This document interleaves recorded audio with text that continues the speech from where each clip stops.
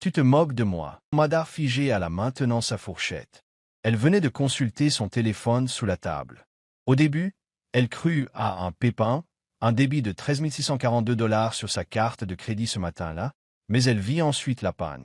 Grand magasin, chaîne de jouets, boutique de cadeaux en ligne. Tous les cadeaux. Chacun d'entre eux. Qui a fait ça? Demanda-t-elle doucement. Sa voix perçait le bruit de fond du papier cadeau froissé et des chants de Noël hésitants du haut-parleur. Darren, son père, leva les yeux de son verre de vin avec un air trop désinvolte, comme si elle venait de demander si la dinde était sèche. « Nous avons voté, dit-il sans sourciller. Vous n'avez pas d'enfants, alors vous devriez payer pour ceux qui en ont. Elora cligna des yeux. Quoi? Eh bien, continua-t-il, comme s'il expliquait les phénomènes météorologiques. Vous n'avez pas d'enfants. Nous autres? Si. Nous avons donc pensé qu'il était juste que tu t'occupes des cadeaux des petits cette année. Elora le fixa du regard, puis Pamela, sa mère, qui baissa rapidement les yeux vers son assiette. Kylie, sa sœur, sirotait son vin pendant que ses jumeaux ouvraient les boîtes de Lego qu'Elora avait apparemment payées. Son cousin Stuart haussa les épaules d'un air penaud, comme s'il savait que c'était mal, mais qu'il n'allait pas la défendre. « Tu as utilisé ma carte sans me demander mon avis, dit Elora. Tu as juste décidé que je paierais tout parce que je suis célibataire? Tu dis toujours que ça ne te dérange pas d'aider, marmonna Pamela. Aider? Répéta Elora, presque en riant. Aider, c'est offrir. C'était un complot en coulisses. Ne t'énerve pas autant, dit Darren en haussant les épaules. C'est juste une question d'argent. Tu en as largement assez. Le cœur d'Elora battait si fort qu'elle entendait à peine les mots à cause du pouls de ses oreilles. Elle scruta la table, 12 personnes, dont la moitié ne lui avaient adressé la parole de l'année que pour lui demander une faveur ou un prêt, et maintenant, elles avaient discrètement accepté qu'elle finance leurs vacances, comme une sorte de récompense pour leur absence d'enfant. « Tu es incroyable, dit-elle en se levant. Assieds-toi, lui lança sa cousine. Ne gâche pas l'ambiance. Les enfants s'amusent bien. Oh, ne t'inquiète pas, dit Elora en cherchant son téléphone dans sa poche. Je ne vais pas gâcher l'ambiance. Je vais mettre fin au spectacle. Qu'est-ce que ça veut dire? Demanda Darren, amossé. Elora le regarda dans les yeux. Ça veut dire que tu vas adorer la suite. Il a vraiment ri comme si elle bluffait, comme si elle était trop lâche pour enfin faire ce qu'elle aurait dû faire il y a des années. Il n'a pas ri le lendemain, car le lendemain, le téléphone d'Elora a explosé. 53 appels manqués, des cousins qui criaient, Pamela qui suppliait, Darren qui la suppliait vraiment d'arrêter. Mais à ce moment-là, elle avait déjà appuyé sur « Envoyer ». Il n'y avait plus de retour en arrière possible. On ne se réveille pas un matin en réalisant que sa famille nous considère comme un portefeuille. Non, c'est arrivé lentement, discrètement, comme une fuite sous le plancher. On ne remarque le pourrissement que lorsque tout s'effondre. Tout a commencé il y a des années, après l'université. Elora a trouvé un emploi dans la tech, rien de faux, juste un travail stable, une assurance maladie et un salaire stable. Kylie est tombée enceinte à 23 ans et est rentrée vivre chez ses parents. Son cousin Mitchell a abandonné ses études supérieures et a dû se débrouiller pendant 7 ans. Ses parents ont dit que c'était une période difficile pour tout le monde. Et Elora, c'était elle qui avait tout sous contrôle. C'est ce qu'elle disait toujours. Tu t'en sors bien, tu n'as pas besoin de grand-chose, lui rappelait sa mère avec un sourire doux et condescendant. Tu as de la chance, tu devrais la partager, lui avait dit un jour sa tante en acceptant un chèque de loyer pour son fils. Au début, il s'agissait de petites fournitures scolaires pour les enfants, d'argent pour l'essence d'un entretien d'embauche, d'une contribution pour un cadeau d'anniversaire collectif qu'Elora n'avait jamais accepté. Mais ensuite, c'est devenu une constante. Lorsque son frère Tom a perdu son emploi, elle a payé son loyer pendant 6 mois. Lorsque sa cousine Jessica a voulu lancer sa petite entreprise, Elora a pris en charge ses frais Shopify et a acheté l'intégralité de son premier lot de stock. Jessica a vendu 2 articles et n'en a plus jamais parlé. Quand l'oncle Greg a eu un problème de santé et n'avait pas d'assurance, devinez qui a payé la facture. Et oui, Elora ne s'est pas plainte, pas au début. Elle se répétait sans cesse, c'est comme ça que font les familles. Mais voilà, les familles ne vous tendent pas le couteau et merci pour le sang. Ils l'ont saigné à blanc, et elle les a laissés faire. Le pire, ils ont agi comme s'ils lui rendaient service. Ça fait du bien de l'aider. Ton nom est sur la carte du groupe, c'est spécial. Sois calme, on est une famille, personne ne t'a jamais dit merci, pas une seule fois. Ce n'était pas qu'une question d'argent, c'était du temps, de l'énergie, de l'attention, de la bande passante émotionnelle. Elle était la babysitter par défaut, la personne à contacter en cas d'urgence, la personne à qui l'on demande de l'aide. Quand Elora a attrapé la grippe la veille de Noël, elle a envoyé un texto à sa mère pour lui dire qu'elle ne pourrait pas venir. Pamela a répondu « D'accord, mais peux-tu quand même envoyer les cadeaux? Les enfants comptent sur toi. » Elora se souvenait d'être assise par terre dans sa salle de bain, emmitouflée dans une couverture, prise de vertige à cause de la fièvre, et de se demander « Pourquoi se souvient-il de mon existence seulement quand il y a une facture attachée à ma facture ?» Mais le moment où le déclic s'est produit, celui qui a déclenché la réaction en chaîne, est survenu 3 mois avant ce dîner de Noël. Elora avait emmené sa nièce dans une librairie et l'avait laissé choisir ce qu'elle voulait. $150 plus tard, la petite fille avait du matériel d'art, des livres à couverture rigide et un paresseux géant en peluche qu'elle avait appelé Slumpy. Elle était ravie. Elora était contente aussi, jusqu'à ce qu'elle la dépose. « D'où vient Slumpy ?» demanda Kylie. « Alors Surrett. Je l'ai laissé choisir aujourd'hui. » Kylie fronça les sourcils. « Tu la gâtes. Tu te prends pour une tante amusante juste parce que tu as de l'argent. » Elora cligna des yeux. « Quoi? » Frenchman, ricana Kylie. Peut-être dépenser moins en jouets et plus en personnalité. Elora fut si touchée qu'elle faillit rire.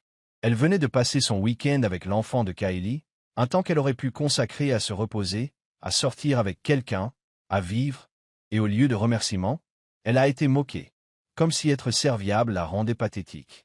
C'est là que le masque est tombé. Pas celui de Kylie, celui d'Elora. Elle les voyait tels qu'ils étaient. Des preneurs déguisés en proches, experts en culpabilité. Ils ne l'ont jamais respectée. Ils l'appréciaient à peine. Elle n'était pas de la famille. Elle était une source de financement.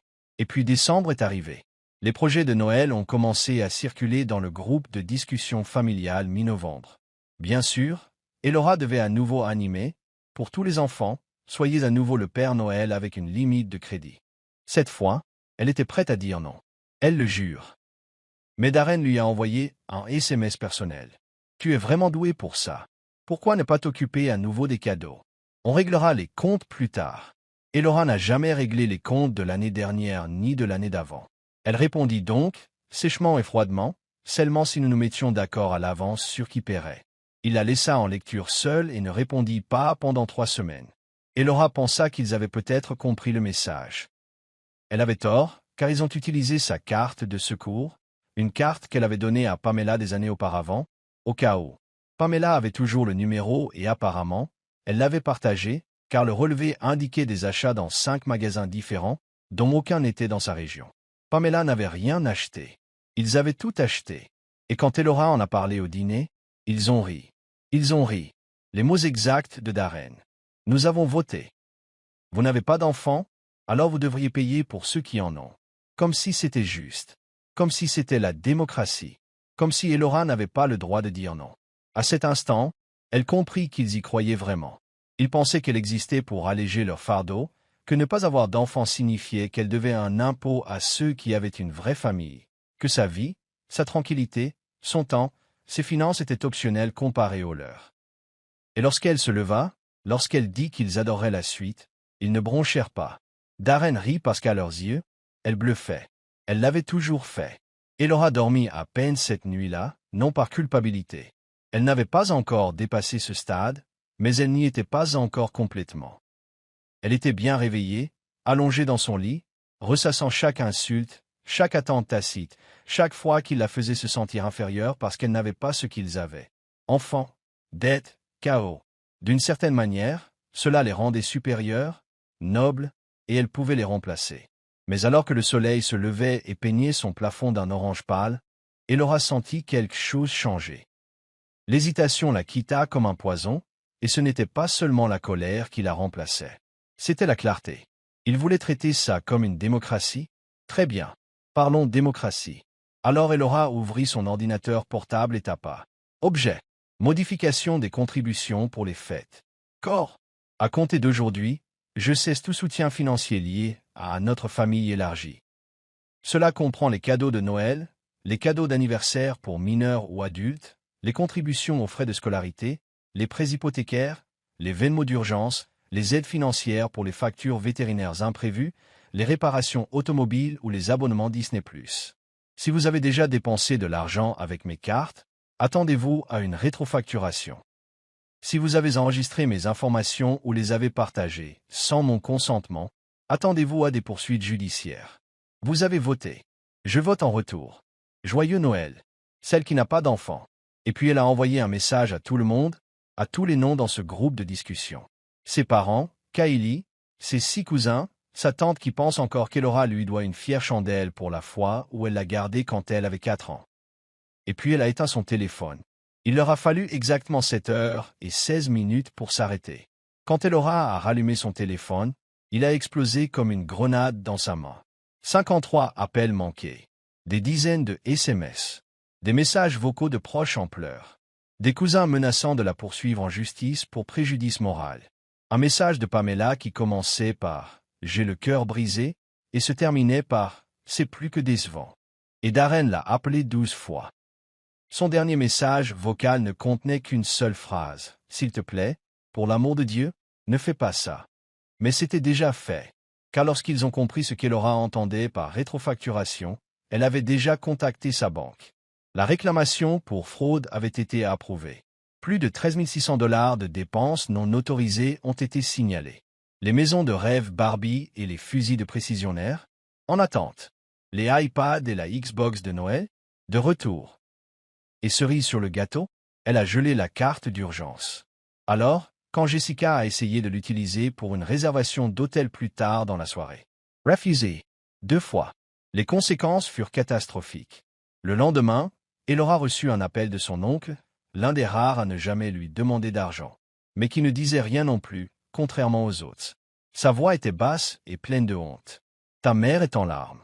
Elle dit que tu as gâché Noël. Elora n'a pas bronché. Non, dit-elle. Ils ont tout gâché en faisant une transaction. Ils étaient tout simplement dépassés. Non, intervint Elora. Ils y avaient droit. Il y a une différence. Ils se tuent alors. Tu les as vraiment tous refilés? Je l'ai déjà fait. Il soupira. Eh bien, je ne peux pas dire qu'il ne l'avait pas cherché. Puis il a raccroché. Ce fut le dernier message poli qu'Elora reçu pendant des jours. Le véritable affrontement eut lieu 3 jours plus tard. Elle rentra du travail et les trouva sur son porche. Pamela, Darren et Kylie l'attendaient, les bras croisés et le visage crispé comme si elle mâchait de l'acide de batterie. « On peut parler ?» demanda Pamela, la voix déjà tremblante. Elora ouvrit la porte. « Dis ce que tu es venu dire. » « On ne voulait pas que ça se passe comme ça, » dit Pamela rapidement. « On s'est juste dit. »« Quoi ? Que j'allais me taire et payer à nouveau la facture. Que je sourirais et dirais, « D'accord, volez-moi, mais faisons-le avec du lait de poule. » Darren a essayé d'intervenir. « Écoutez, ne transformons pas ça en guerre. Nous sommes une famille. » Elora éclata de rire. « Tu as déclaré la guerre dès que tu as utilisé ma carte sans demander mon avis, et tu as appelé ça voter. Ça ne ressemblait pas à de la famille. C'était comme une trahison. » Kylie leva les yeux au ciel. « Oh, mon Dieu, tu continues à parler de ça? Tu fais comme si on avait vidé toutes tes économies. J'ai payé ta voiture l'été dernier. » Cry, Elora. Parce que tu ne pouvais pas faire la navette avec un pare-brise fissuré. Tu as dit que tu me rembourserais. Kylie a grown. Tu gagnes 6 chiffres. Tu survivras.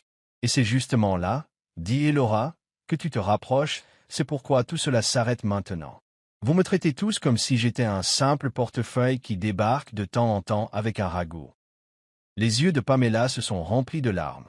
On essayait juste d'offrir un bon Noël aux enfants. Alors, vole-moi. Darren Asavanka. Ça suffit. C'est allé trop loin. Il faut remédier à cela. Annuler les rejets de débit immédiatement. Elora le fixa du regard sans rien dire. Alors Darren essaya un autre angle.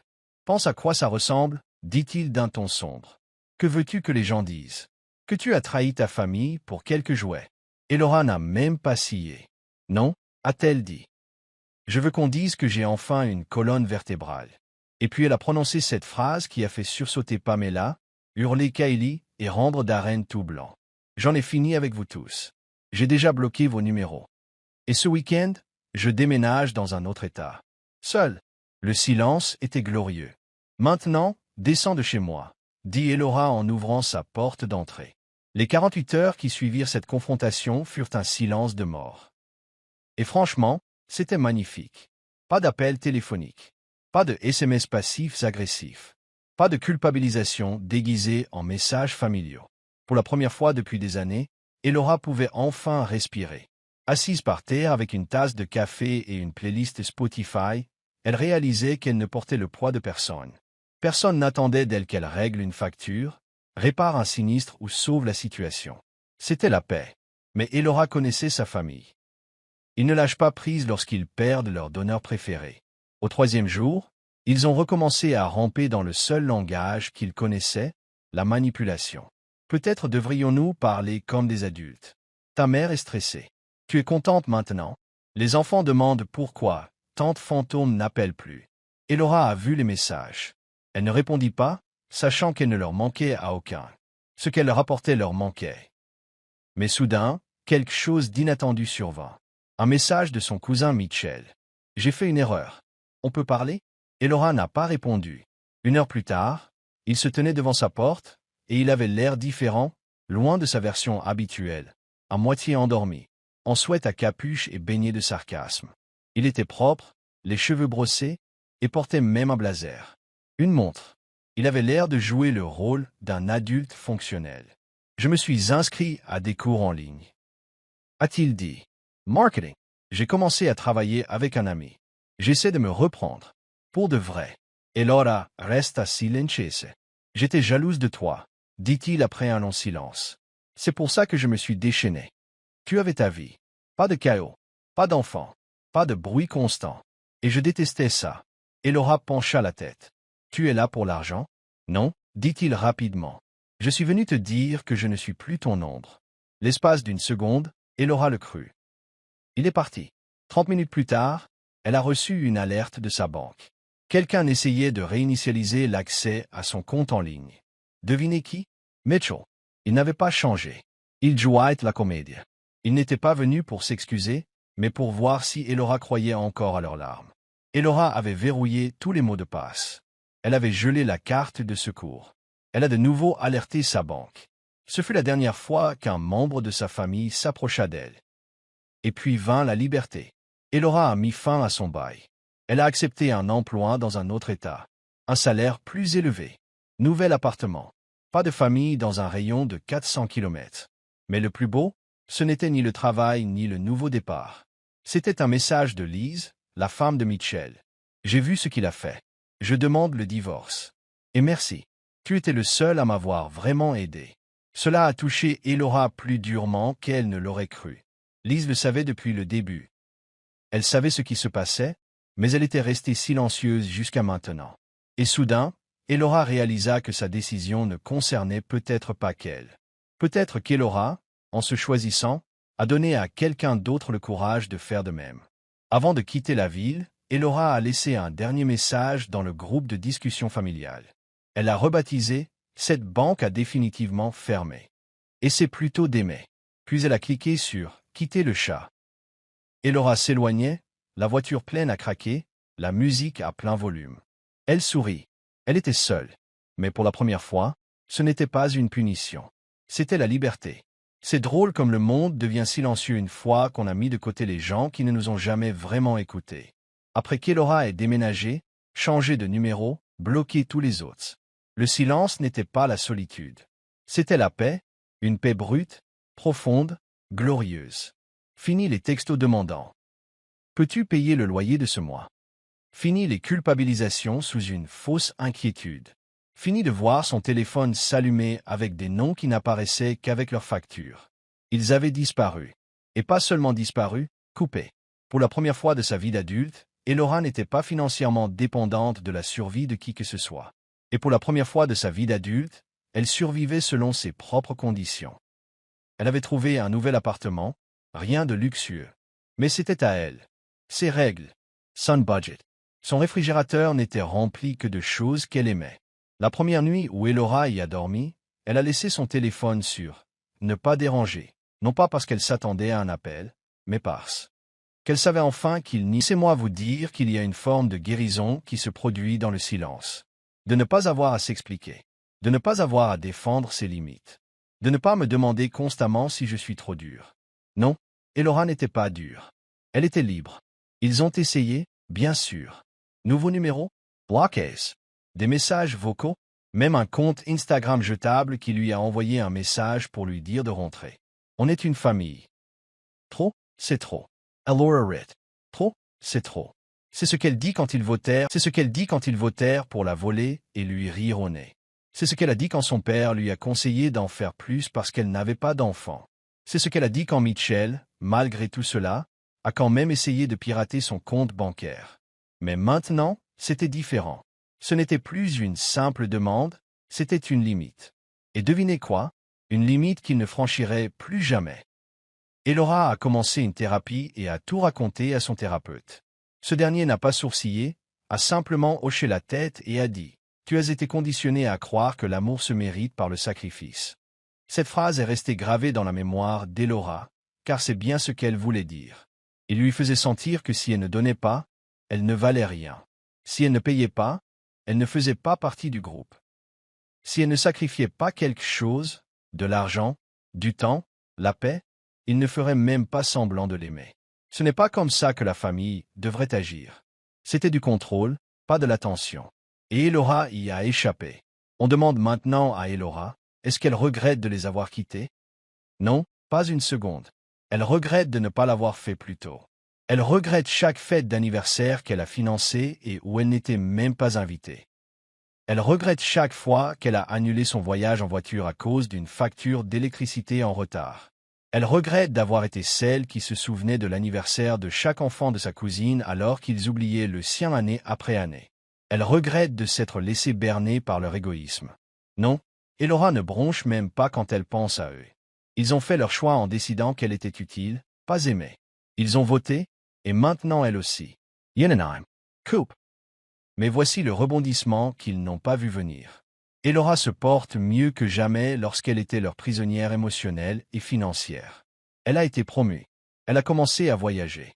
Elle sort avec quelqu'un qui ne lui demande rien, si ce n'est des cadeaux et de l'honnêteté. Elle redécouvre des passe-temps qu'elle avait abandonnés il y a des années pour être reconnue. Elle s'est mise à la photographie. Elle apprend à cuisiner de vrais plats, pas seulement des plats à emporter qu'elle déguste à son bureau à minuit tout en payant le loyer de quelqu'un d'autre. Elora a adopté un chien. Elle l'a appelé Balance. Balance est calme, loyal et n'attend rien d'Elora, si ce n'est de l'amour, ce qui, honnêtement, est plus qu'elle ne peut en dire de la plupart de ses proches. Et alors qu'Elora pensait que l'histoire était terminée, elle a reçu un SMS d'un numéro qu'elle ne connaissait pas. Il disait simplement, il est sorti. Un divorce. Je voulais que tu le saches. C'était Lise, l'ex-femme de Mitchell. Elle l'a finalement quitté. Apparemment, la petite transformation de Mitchell avait une date de péremption. Lise raconta plus tard à Elora qu'il avait pété les plombs, perdu son emploi, bu et dilapidé le peu d'économies qui lui restait.